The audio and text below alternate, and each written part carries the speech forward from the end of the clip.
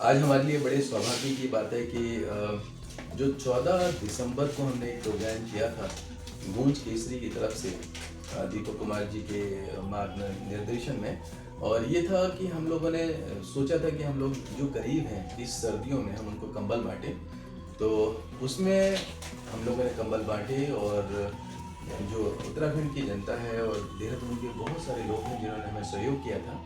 उसी सहयोग में हम लोगों ने 2 घंटे का एक कार्यक्रम रखा था, एक एंटरटेनमेंट का, ताकि लोग सिर्फ सामाजिक जो लोग हैं उनको वहाँ पे उनको थोड़ा सम्मान के साथ में हम लोग कुछ एंटरटेनमेंट दे पाए। हमारे साथ में है मीना आर्य जी, संजीव वर्मा जी और क्या नाम है उत्तराखंड के देवभूमि उत्तराखंड के देवानंद जी भी।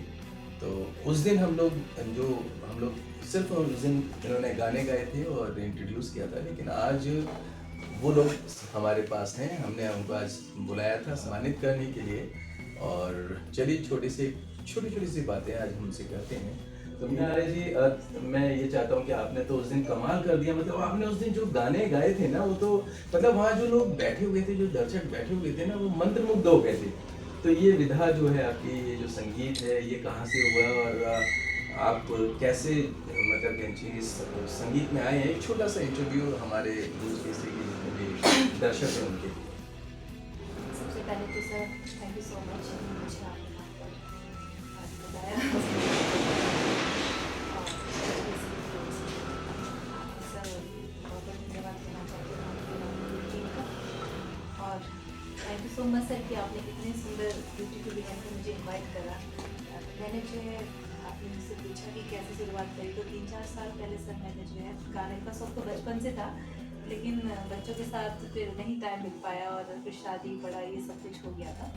टाइम का मैं तो थोड़ा शॉर्ट ही बताऊँगी आपको, लेकिन इसके लिए जो है हस्बैंड जी को बहुत क्रेडिट जाता है, क्योंकि अगर सारे कहीं ना कहीं वो सपोर्ट नहीं करते तो आप जैसे लोग हों और कई ऐसे लोग हैं जो आप सपोर्ट करते हैं, बहुत मदद करते हैं कि मीना किसी भी तरीके से आगे बढ़े। अगर वो नहीं चाहते तो शायद पॉसिबल नहीं होता सर, क्योंकि घर से तो उन्होंने ही पहले सपोर्ट किया, तो उसके लिए मैं बहुत थैंक्स बोलना चाहूँगी उनका। और बस इसी तरीके से सर 3-4 साल पहले फिर लिखती भी हूँ सर खुद ही ट्यून वगैरह कंपोज वगैरह सब करती हूँ सर। तो आप अभी वर्तमान में कहाँ निवास कर रहे हैं और अभी आपकी जो अप्रोच है, मतलब जो फोक सिंगर्स के नाम से आप फेमस हैं, तो उसमें आपने क्या कुछ गाने निकाले हैं और किस तरह से आपकी अभी यात्रा ये चल रही है? सर मैं अभी जो है मसूरी में जाती हूँ, मेरा ससुराल है। और क्या कहते हैं उससे जो गाने हैं सर मेरे, एक तो बहुत ही अच्छा जो मुझे लगता है कि मुझे तो बहुत पसंद है मेरी घाघरी, जो कि मैंने अपने हस्बैंड के ऊपर इसकी 2 लाइनें लिखी हैं जी सर, मेरे और उनके ऊपर ही है। और एक जौनसारी गीत है सर, मेरा जीवन दा बासी के छुरा हिमाचली।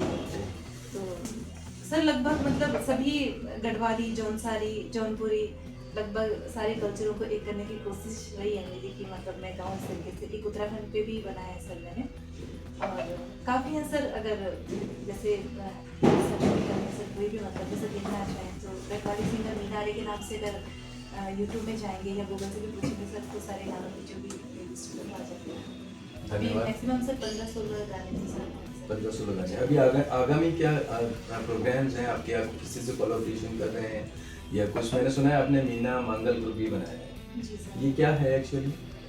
सर ये मीना मंगल ग्रुप सर मेरे माइंड में आइडिया जो आया है सर, श्रेयान ठाकुर सर जी हैं, आप ही हैं आपने मुझे बताया था कि जरूर ये करना चाहिए और बहुत अच्छा रहेगा, क्योंकि तुम एक लोक गायिका भी हो तो तुम इसे कर सकती हो। तो ये बहुत अच्छा आइडिया था सर आपका और मुझे बहुत अच्छा लगा आपने ये मेरे दिमाग में डाला। तो सर इसमें क्या होता है कि जैसे हम गढ़वाली लोग जो होते हैं शादियों में फंक्शन वगैरह जो भी कराते हैं तो शुरुआत होती है श्री गणेश, तो उसमें हम मंगल गीत गाते हैं सर। उसमें प्रॉपर तरीके से अपना कल्चर, जैसे हमारा जो गढ़वाली आभूषण होते हैं, नथ हो गया, मांग टिका हो गया और एक ग्लोबल होता है सर, और येलो कलर की साड़ीज वगैरह जो भी है, पूरी म्यूजिक टीम के साथ जो है हम लोग उस चीज़ का शुभारम्भ करते हैं। तो उसमें अलग अलग प्रकार के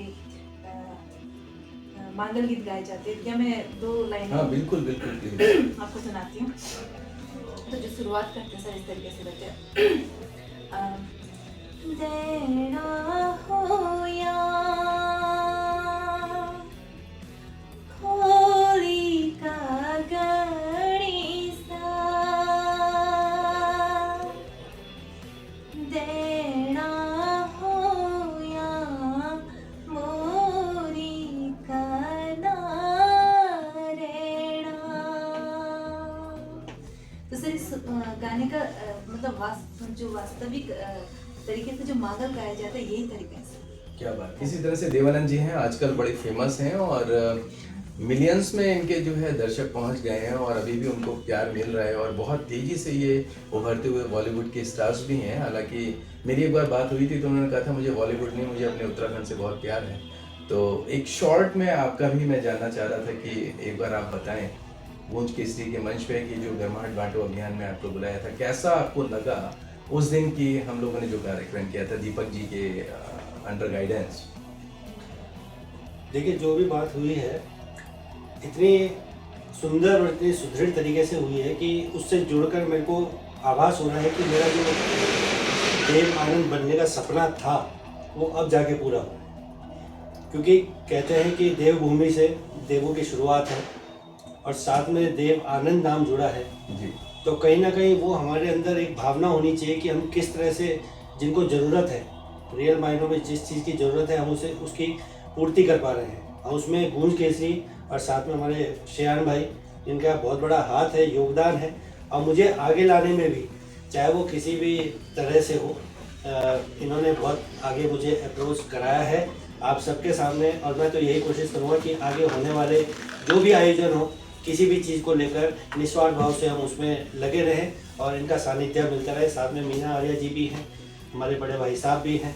तो मैं ज़रूर ये कहना चाहूँगा कि आप सब लोग इसी तरह अपना प्यार बनाए रखें, जिससे कि हम आगे आने वाले समय में और अच्छे तरह से ये प्रोग्राम कर सकें।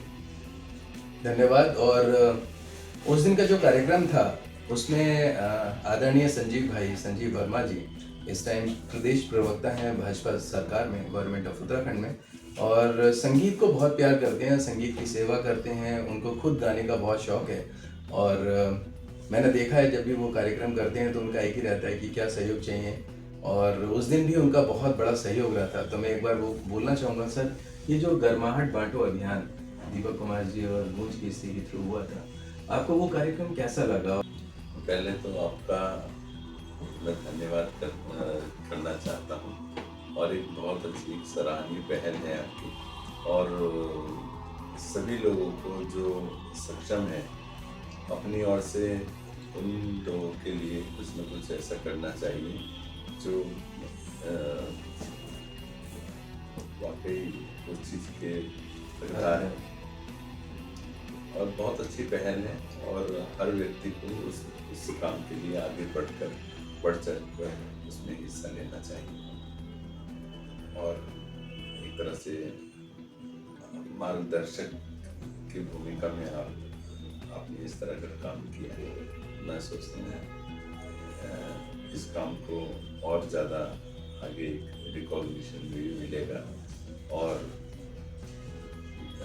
स्वप्रेरित होकर और भी लोग ऐसा काम करेंगे ताकि